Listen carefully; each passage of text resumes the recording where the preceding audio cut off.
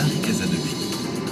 L'information continue sur RFI avec dans un instant l'invité de Frédéric Rivière, le député UMP de Paris, ancien ministre Bernard Debré, s'exprimera notamment sur le projet de loi sur la prostitution en France. Ce sera juste après le journal de l'économie.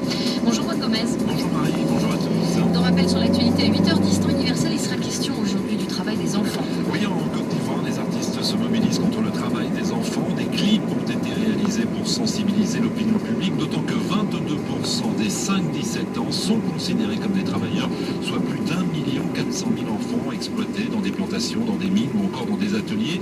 Selon le dernier rapport du Bureau international du travail, il y a dans le monde 168 millions d'enfants travailleurs. C'est en Afrique subsaharienne qu'ils sont d'ailleurs les plus nombreux. Alors comment lutter contre ce fléau? Qu'en est-il dans votre pays? Constatez-vous des changements, des améliorations?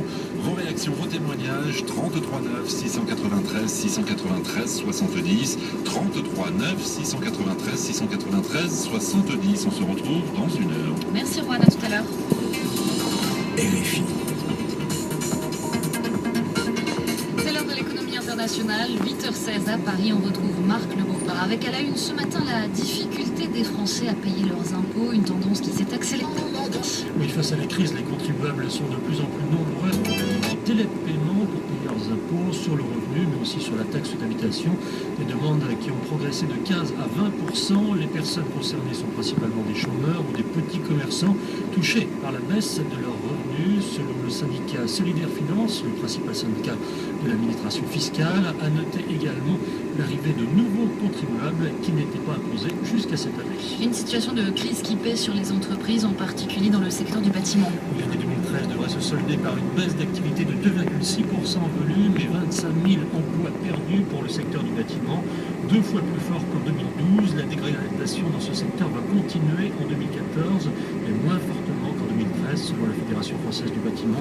Les précisions de Didier Ridorel, le président de la Fédération française du bâtiment. La baisse de l'activité est d'environ 2,6% en volume. C'est essentiellement le logement neuf qui en est la cause. Alors pour 2014, encore, c'est la zone des l'activité qui va rester en 2014, certes moins qu'en 2013, mais de moins 0,4% en volume.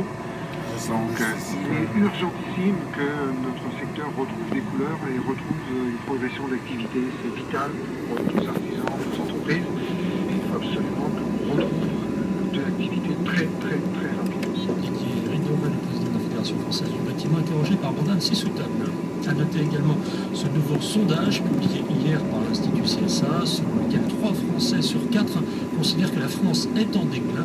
Des Français très pessimistes face à la crise dont il sera difficile de sortir. Toujours en France, à suivre aujourd'hui ce rendez-vous important à Bercy pour plusieurs centaines de responsables économiques africains. Le ministère de l'économie et le patronat français organisent ce forum consacré à l'Afrique. 580 entreprises, 200 organisations internationales vont se pencher sur le réveil de l'Afrique, un continent en plein essor, notamment 6 pays qui affichent les plus fortes croissances dans le monde. Autre rendez-vous du jour, la réunion de l'OPEP à Vienne. L'Organisation des pays exportateurs de pétrole est vigilant alors que l'offre de pétrole progresse de nouveau. L'Iran vient d'annoncer qu'il augmenterait ses exportations dès la levée des sanctions.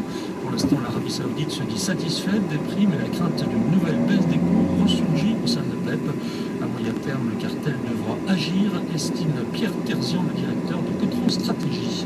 Il n'y a pas d'urgence, il n'y a pas péril en la demeure, mais à moyen terme, c'est-à-dire d'ici 6 mois, d'ici 1 an, tout au plus, Là, arrêtez. certainement Voilà, faut fumer, fume ça. Non, j'ai déjà de fait. la production de pétrole de l'OPEP en Irak, un retour de l'Iran Oui. Et se font corrompre aussi. un retour à la stabilité peut-être en Libye, ce qui fait que là, l'OPEP aura des problèmes si ces ministres ne prennent pas des décisions pour éviter l'excédent de l'offre sur le marché.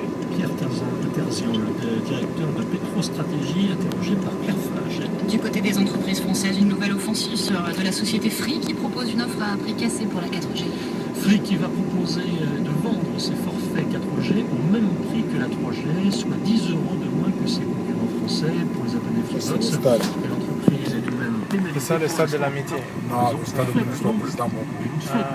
Le stade de l'amitié, quand tu as terminé de faire ton mail, si on a le temps, L'économie continue sur notre site tu peux rfi.fr. t'amener là-bas. Même si on part avant l'heure à l'aéroport, quoi. Aujourd'hui à la découverte On va faire un tour rapidement. Ouais. C'est l'heure de retrouver à présent Frédéric Rivière et son invité ce matin, Bernard Debré, chirurgien, urologue, député UMP de Paris, ancien ministre. Bonjour Bernard Debré. Bonjour. Nous allons parler d'éducation, nous allons parler de prostitution, mais d'abord cette information qui circule ce matin.